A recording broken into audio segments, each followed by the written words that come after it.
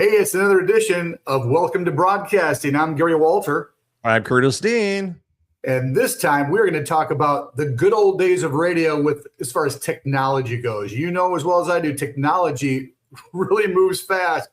And Curtis and I, as you can see by our faces, we've been around for a little while, and we're going to bring you back to a time when a lot of things were done manually. And I believe it was an art form in some ways. So we've got pictures and I got no video, but pictures of different pieces of equipment that you people probably under the age of 30 or 35 have never seen before. But I bet you your parents or uncle and aunts or whatever, when they were listening to the radio, had no idea that this is how it was done.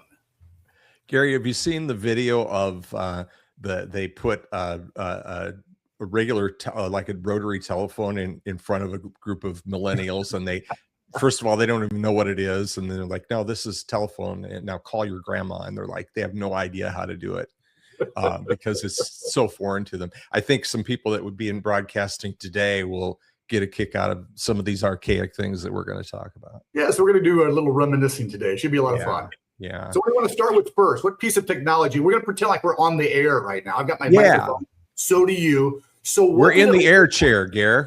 Your chair. That's not a cliche back in our day, but it was a lot of button pushing, like it would be somewhat today. No clicks, no mouses, no computers. No. An old radio console is a thing of beauty, and they're still collected.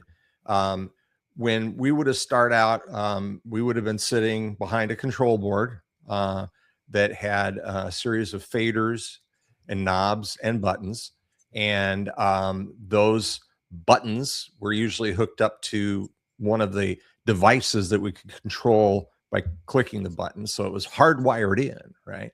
So, start, stop, cue. There were channels that would turn on the microphone or turn off the microphone. I was going to try to find a picture of that just to kind of give people an idea. And the other thing you had to watch, one of the biggest things you had to watch was what was called the UV meter. That was the meter. And it was too much in the red, then you're in the mud. That's what they would call that, in the mud. So you didn't want it too loud or it would be distorted. So depending on what was being recorded or had been recorded, I should say, a commercial or a song, some had different levels, believe it or not. So you, as the on-air personality, had to make sure that the levels were correct. Yeah. And, the equipment, I mean, just in the time I was in radio for maybe 10 years, the equipment continued to evolve. That control board, I'm going to throw one up here as an example, just to show people what they look like. This would be a later generation, right? Yes. This is nicer than some of the stuff that we had to fight with over the years. Well, it's kind of like, Curtis, it's kind of like driving a car. They all have steering wheels. They all have the brakes and, so some of the things on there, I could, once you see one, once you've done one, you know how to do them all. Some of the really older ones in college, we had dials instead of the faders that you put up. You had volume, like an old TV set or what have you. Yeah, there were some classic ones there. I'm speaking of, as we were getting ready to do this, just a couple of weeks ago, we were going to originally record, and then we didn't have a chance to. But one of the things that's happened recently, it's a nostalgia thing too, is WKRP is back. There's a real radio station now in Cincinnati called WKRP, and they just did it to so they could reminisce, right? That was the olden days of radio. Here you go. There's a good old classic control board there with a couple of cart decks. We'll talk about those in a little bit. This would have been a very typical studio setup in the 70s and early 80s. Maybe even back a little further than that. You've got that looks like 1985 to me, especially with the records. Remember, you had to cue those up, which means you had to put the needle on the record and then maybe go backwards. I don't know. I forget what it was. A half of a spin, and then when you push the button, it would catch up to it, so it wouldn't go. You wouldn't want that slow sound. Yep. Got a couple of keyboard or a couple of turntables here, and you got your cart decks and your control board with the rotary knobs. And by the way, do you remember, Gary, there were people that back in the day that they hated the sliders. They really preferred the rotary experience. I just always thought that was kind of funny that it was probably whatever they were started on or trained on. I don't know why. Maybe I'm the weirdo. I did that in college. I like the ups and down of the. I like the sliders by far. Yeah. In fact, as a mobile DJ, whenever I've purchased a mixer, I always try to get one with sliders, not knobs. Do you have a picture of my reel-to-reel machine? There was one in the upper left-hand corner of that picture. There's the one that I sent you. Yeah, that's a good one. Now you see that block that's underneath the two wheels there. That is where the art of using a wax pencil and a razor blade. No, we weren't into killing ourselves or slicing our wrists back then. It was actually used for good, not evil. So let's say you had a person, I'll just simplify it, you had a recording that said, I don't want to go home. What if you didn't want to have the last word on there, home? Well, then you'd mark it where right before he would say home, you'd mark it with a wax pencil, and then you would cut that out and then splice the pieces together. Imagine doing that live while your record's playing, and you might have a minute left in the song because it might be a caller that just won a prize that you recorded, and that's how that was done. Kind of stressful. Sometimes you didn't get it done. You had to play 2 songs and then you come back. The goal for me always was to get it on right away. Yeah, and that was an art more. That was an art more than a science, honestly, because I was never really good at it. I edited and spliced plenty of reel to reel in my days, but I was never quite as skilled at it. There were some people that could get in there and they'd have these little pieces of spliced tape like this long because it had one word on it, and you could make somebody say almost anything if you had if you were really good with your razor blade and your splicing deck. Well, and Curtis, there's nobody alive that did our jobs back then that didn't ruin a piece of tape and slice it too early or late. Now it's done. It's over, and now you just have to say the caller or the winner of the prize was Curtis Dean, congratulations. And that was always kind of like, and then you couldn't use the actual tape because you screwed it up. You failed. The on the reel to reel too, though, the cool thing about the reel to reels is they came in different sizes, the tape reels. So you could get up to an hour on one of the big reels. Like this is probably one of the bigger reels that you have sitting here. I don't know how big they were, 12 inches, something like that. But then sometimes you would use littler reel-to-reel tapes when you only needed a couple minutes or a few minutes. And those, it seemed like you always had a lot of those laying around in a box somewhere. And if you were going to do editing, you would grab one of those little reels because it was just kind of left over from something. You never wanted to bother the big reels because you knew they cost like $15. So you grab these little reels, and a lot of times syndicated shows and would get sent to you on those. And after you'd play the show, you just throw the reel into a box or lay it on a pile somewhere. And then if Gary came along and he said, "Wow, I need to edit something, I'll grab this reel here." You just put whatever, it was just free game, and you grabbed it and recorded over it. Or even better, you got that good old fashioned bulk eraser and went. Yeah, I was going to bring up their bulk eraser. Yes, that's how you erase the tape. Yeah. And one piece of admission of guilt was, I was an afternoon guy at the radio station that you and I worked at. Mm-hmm. And there's no one there Friday afternoon at 6 o'clock. Everyone's has left for the weekend. Well, sure enough, I'd get handed a piece of production at 5 o'clock in my basket. And I wanted to go have some fun getting off the air at 7 o'clock on a Friday night. So what I would do, unbeknownst to anyone, is I would do my production while I was on the air. So going back to the board again, how you do that is you push a button that you're off the air. It's called an audition. You'd push that so the microphone would work only, not over the air, but onto the tape. And I would voice my voice for the commercial. Then after I'm done being on the air, I would bring that because now I'm done with that, put some music under it and be done. I just wanted to do it faster. And it actually sounded better, I thought, on the air than the production studio. I liked it better. Well, it's because it was a better environment. It had better acoustics, better mics. Yeah. Usually the production studio, that's where like the hand-me-down gear went, right? That's the board that used to be in the air studio but got retired, and so it got shoved into remember when we were at KKRQ, we had the main prod studio, the production studio, and then there was that little oddball studio that was in between the break area and the lobby. And that was like, if you were really desperate, you would go in there and use that one because that had all the dinosaur stuff. Had a dinosaur board, it had a dinosaur reel-to-reel decks. It was basically all the leftover gear that nobody had a place for when in that studio. Well, and the number one device that everybody heard a commercial and the song before, and we've talked about this in other episodes, but it's the thing. There it is, the magical carts with the cart machine. And it will remind people who are not in radio, but also our age, it looks a lot like a 8-track tape. But the only difference was there was no 8 tracks. There was only one tape, and then it would actually rewind itself and start from the beginning. But you could put sound effects on there. If you're familiar with Rick Dees, who used to do Top 40 show, just like Casey Kasem, he was a master at having all these carts with different sound effects on them. So when he talked, he'd grab one of those manually, throw it in the machine, and hit it when it was appropriate. Again, everything was hand. I compared it much to, I always wanted to be a drummer. And I think I would have been pretty good at it, because this to me was a lot like being a drummer if you had a fast action kind of a show, because you had to grab things and throw them in while you're talking. Yes. Yeah. And you're exactly right. The people that had, you'd have stacks of these things, right? Oh yeah. Yeah. Just not 3. You might have 10 or 12 or something. Yeah. And in fact, I was looking for a picture of the racks that used to walk. Usually you had 2 different kinds of cart racks. You had ones that mounted on the wall, and then you had a carousel. And then you might have a big carousel off on one side, and then you might have a small carousel sitting on right on the side of the control board there. And that was for the stuff you used a lot. And then you might have on the back rack on the wall in the Air Studio might be stuff that you very rarely played, or maybe that's where all the main songs were on cart. But these, notice that I'm doing the finger thing. Notice the UV meters right there.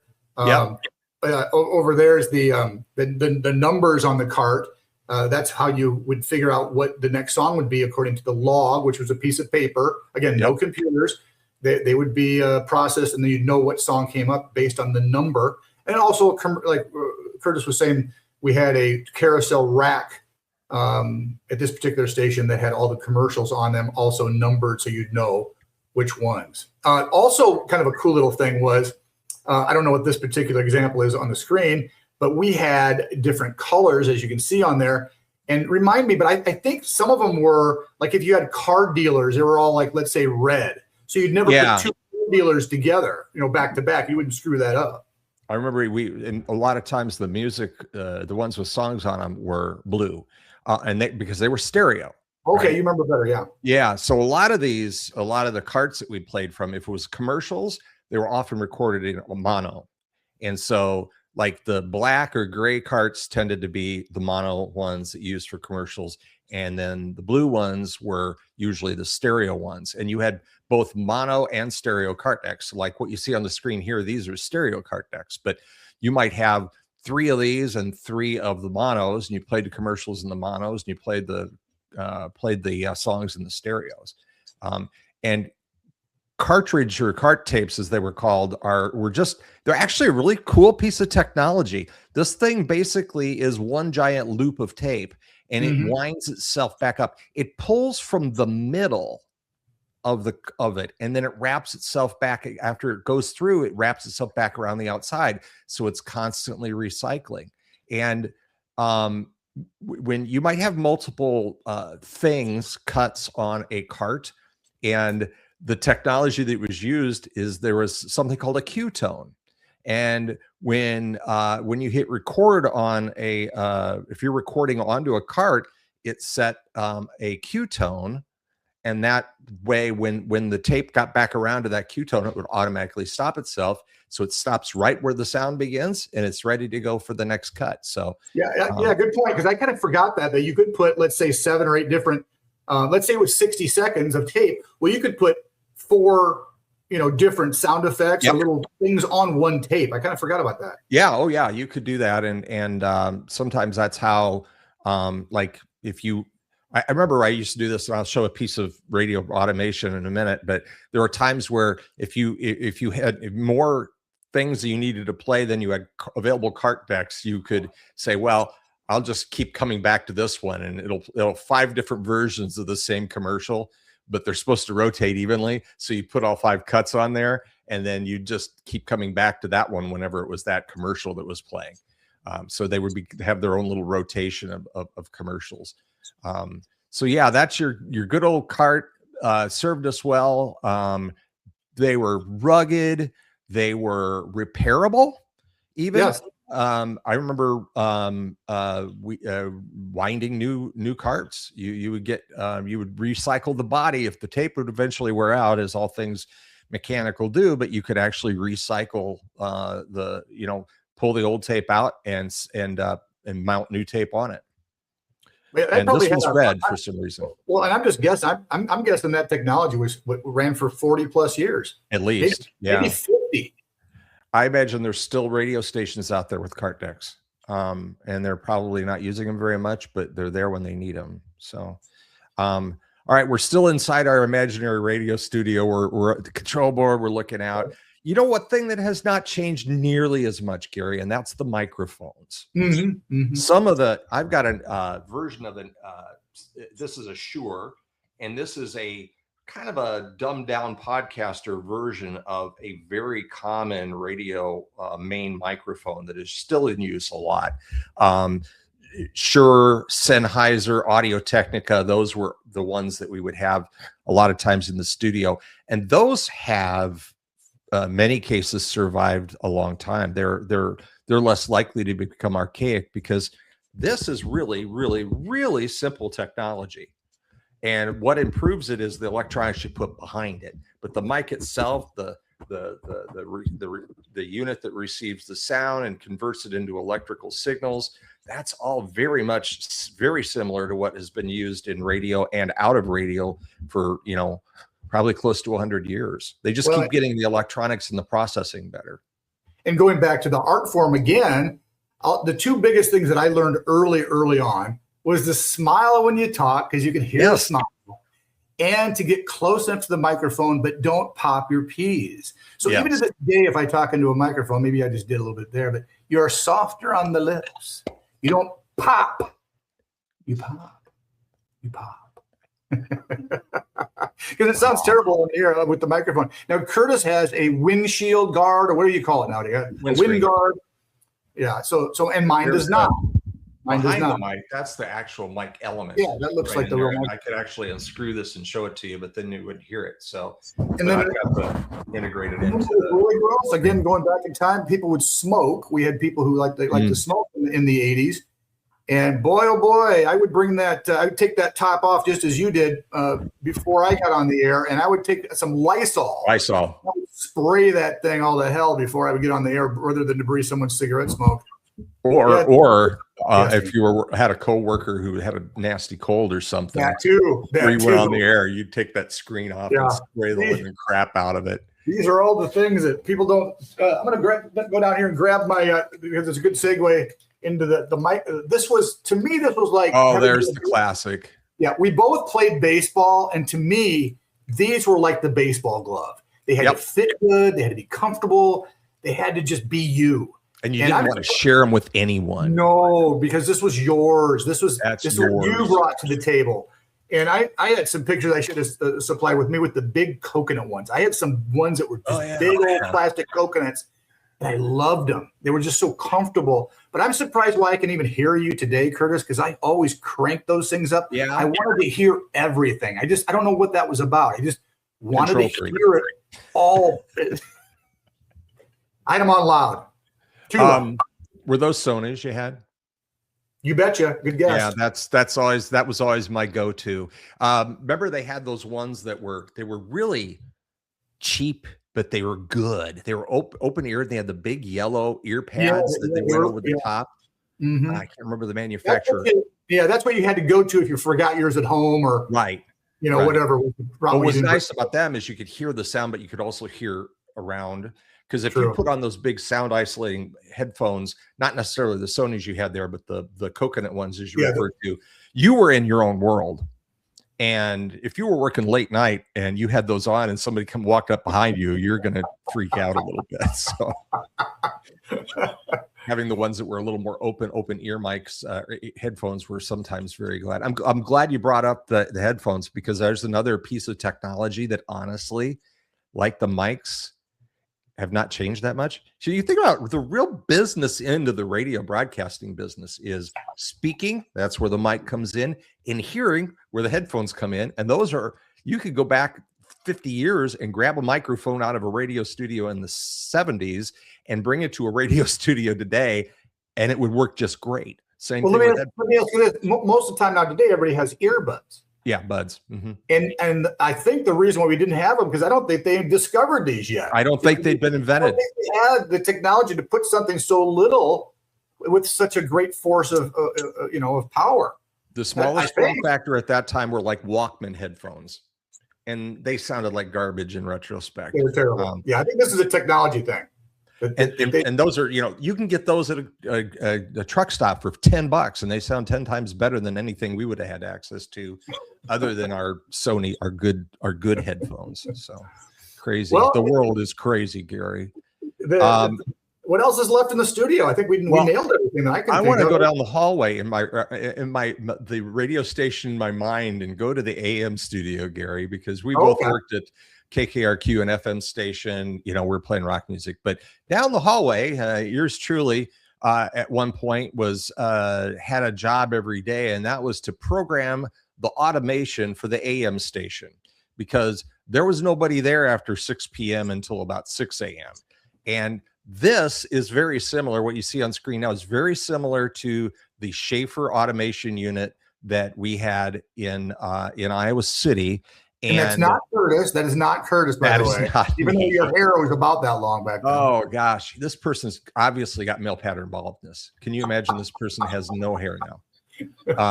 In 77, he was already developing an early comb over. But I like the shirt, though. Anyway, this thing was ours was actually similar to this, but added on to one side. There's like these, looks like 2 racks here. A third rack had 4 reel-to-reel machines, and when I first started there, that's what the music was on.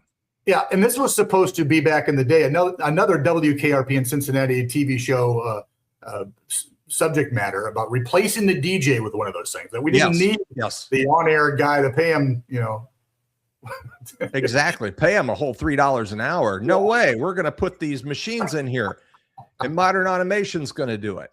So you can see the cart decks. That's the things there, the little rectangle things. You saw one earlier. You'd put those in, and then you would program it. Very simple programming, where you would type in this little keypad that you see during the bottom center, and you would program how it would play the commercial breaks. So you would say, okay, it's going to play cart 1, then it's going to go segue into cart 7, then it's going to segue into cart 10, and then it's going to release back to whatever else was on before, which is usually network programming. And now the biggest every one of those breaks had to be programmed. Yeah, the biggest blooper in our career, I think, that you'll remember, at least I hope you remember it, because you were a nighttime guy. There was a gal that did a lot of production, and she forgot to erase one of her cart decks, and she had a swearing tantrum on this cart that I don't know how it ended up in the machine that Curtis just showed, and it went over the air. Yeah, and it was an F-bomb times 3. Yeah. I remember, the only thing I remember is, thinking, oh gosh, I hope she doesn't get fired. And the people in Iowa City, Iowa was where our station was. And I remember a couple of people would call in, and they wouldn't even identify themselves. The caller would just say, "Don't fire her. It was hilarious." And then they'd hang up. Funniest thing on your station in years. Oh my gosh. Which I think is a great segue, if you're done with the technology part, about why radio needs to get back to that kind of stuff. Not the F-bombing, the live, scary, what's going to happen next type of feel. It's too predictable now. It's boring. And I don't understand it. Here I live in one of the towns. Phoenix is, I think, number 4 or 5 market now. Yeah. Philadelphia, top 10 anyway. And radio, we just keep, maybe the morning show that I don't listen to has a little more of that. I know that's always the way morning shows go, because they're live. But they're just like jukeboxes. And guess what, everybody? You already know this, that we have Spotify for that. We have all these automated things that you can get the music. It's not about the music and listening to favorite show. It's about the entertainment in between. And that's what radio needs to get back to. What it was like when you and I were, even way back in the 50s and 60s, it was more scary live. Absolutely. There was an element of danger involved at the time, because something could go wrong at any moment. And I equated a bit to as we've talked about here.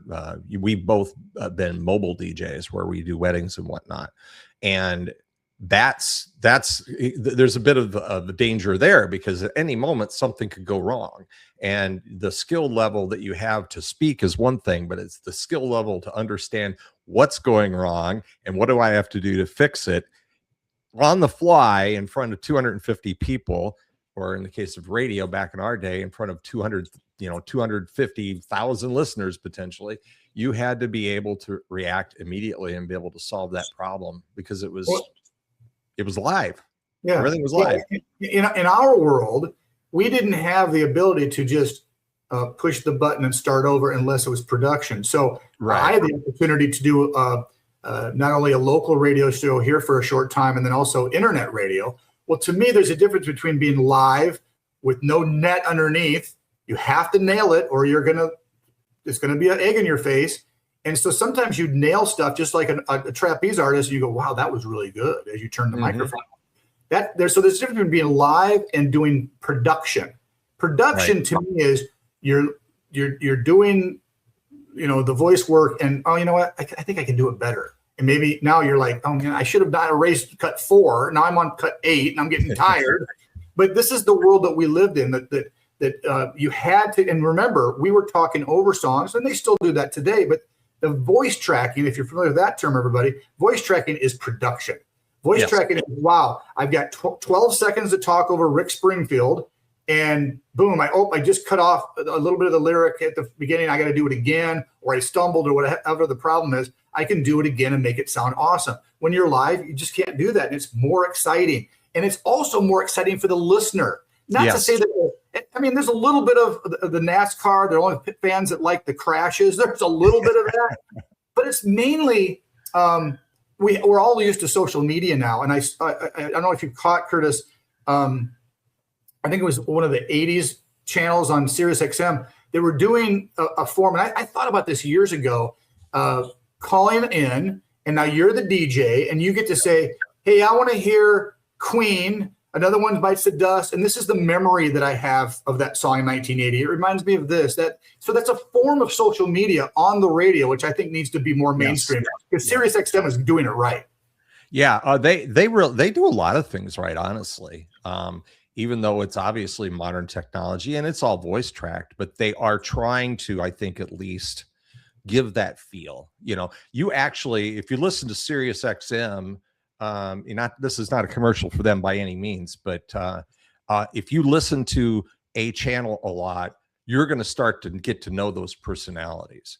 Like, for example, I'll just name names. When I'm on Sirius XM, if I'm on Lithium or one of the channels I listen to, and Grant Random is on, I'm loving it, because that guy is funny as heck. He's sarcastic and crass and a little bit naughty, and he's wonderful. Yeah. But if I tune on and Madison is on, I am out of there. I'm finding another station, because she drives me up the effing wall. So yeah, there's a it's personality based still, even if it's not live. There's just a big difference in personalities and what you enjoy. And back in the day when the music was, that's where you'd go. That was, either playing your records or tapes at home. That was your alternative, obviously, was the radio. And in the car, again, you could have a cassette deck, what have you, but the radio was huge. And so what they wanted to do was kind of shut you up, add a little bit, but don't talk too long. So even morning radio, a long bit, let's say Curtis and I are doing a radio morning show, again, on a music station, and maybe the rule would be that you and I could only talk for 2 minutes, because they want to get back to the music. Now, because people can get the music anywhere they want, my program director with the internet radio was, if it's worth listening to, I don't care if you go on for 3 or 4 minutes, if it's a great story. Yeah. And that kind of made me think, because I'd never been told that before, because I'm an old guy. I'm thinking, you know what, he's right. If storytelling is awesome, and the audience will stay there if you're actually good and it's entertaining. I got a little story of my own for you. This is one, I don't know if I've ever shared this with you, but I was working overnights at KKRQ, where you worked as well, one night. And I had a guy he would call in every night, it seemed like. And you always had your regulars, and they'd ask for a specific song and whatever. Well, This guy called in one night and said, "Hey, do you have, I don't remember the song. Let's just make it up. Happy Together by the Turtles. Is that on your playlist tonight?" And I'd go through the log and I'd say, "Yeah, that's playing in the 3 o'clock hour, 3 a.m. hour." "Okay, great. What's playing right before it?" I don't know, Badfinger, blah, blah, blah.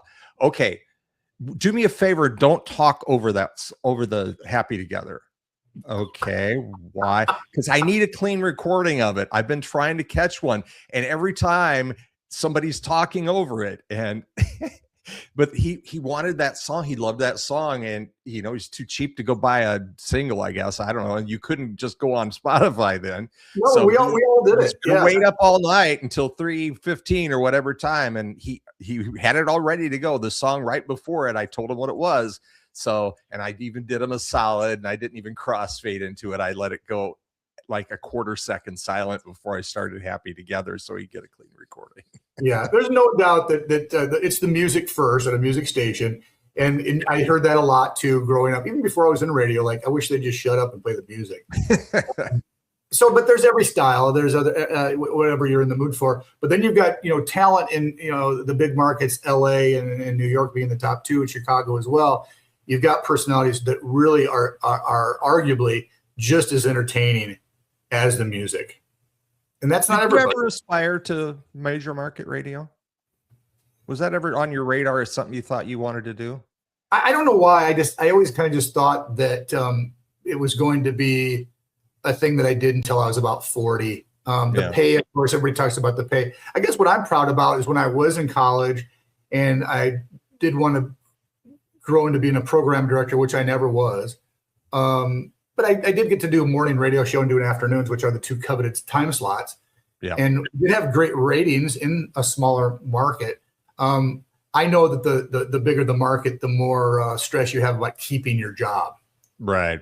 And so, I think I would rather have been married, which I was, and then didn't want the stress of that. But no regrets. Yeah, I didn't really ever aspire to major market or going up much farther than what I did because I didn't think I had what it would take. And I've, as much as people say, and they say to this to you, Gary, like, "Oh, you got a great radio voice." Well, you know what? It takes a heck of a lot more than a good voice to make it in the bigs, in the big leagues. It's like being 6'3" and people saying that you should be in the NBA. Exactly. I mean, the NBA is the hardest league, and it's very similar in radio. And this might be kind of cool for our viewers and listeners to know is that seriously, even for part-time work, but for sure, like an afternoon drive, a good, decent paying, high-profile position at a radio station in market size 200, you'd get 40 or 50 applications, maybe more. Yep. It was tough. Very tough to evaluate those folks because you're evaluating based on the one thing that they're giving you, which is their voice. You have no idea if they're going to follow the program log. Are they going to do the transmitter readings when they're supposed to? Are they going to do all the things in the job beyond just talking? Or are they going to do what one guy did one time at KKRQ, found out that he figured out a way to raid the candy machine, and he was like basically cleaned the candy machine out, was going around the radio station handing out candy to people. Bruce Mayman, Dr. Mames was his name. I remember him. Yeah, that's like the guy that goes to the refrigerator, and thinks he's getting a free sandwich named Jim. Oh gosh, radio stations, refrigerators were coveted places. We had a thief at our place one time, and when I worked in Spencer, and we were all pretty sure it was the overnight guy that was taking people's food out of the fridge, right? But nobody could prove it. So what was funny is the next day I come to work and the refrigerator has a lock on it. So rather than figuring out who was stealing everybody's food, we just gonna lock the whole damn thing up. Yeah. Well, I think we covered pretty good in 35 minutes or less. We had a great time back in the day. I miss it, but it's a time that will never return. And I'm glad. I'm very, very glad that we both had the experience that we did. Yeah, it was a real foundation builder for me. I think it's allowed me to do. I mean, it gave me a good foundation for communicating, learning how to work with different people with different styles and different, attitudes. In the friendships that we both formed back when we were in our early 20s, we still have them. So it gave us really good lifelong relationships with people. But yeah, if you can leave comments, I'm going to put this on YouTube and some other places. Please do. If you want to leave a comment and put down some of your memories that you might have, or even questions on how something had worked. Maybe you're in radio now and would like to tell us how different it is. I got one of my better friends, lifelong buddies, his daughter in her 20s, I think she still is, and she works nights in Kansas City, Missouri. Okay. And she does a lot of work. So she's got a great one. I'd be curious to people's perspectives on this. Maybe you don't miss radio the way it used to be, like we do, but we're old men. So what do we know? We just, I remember we used to have to walk uphill to get to the studio. And, yeah, we're just crotchety, but we're friendly crotchety. So that's right. Well, thanks, Gare. Thank you, Curtis. Yeah, we'll see you next time.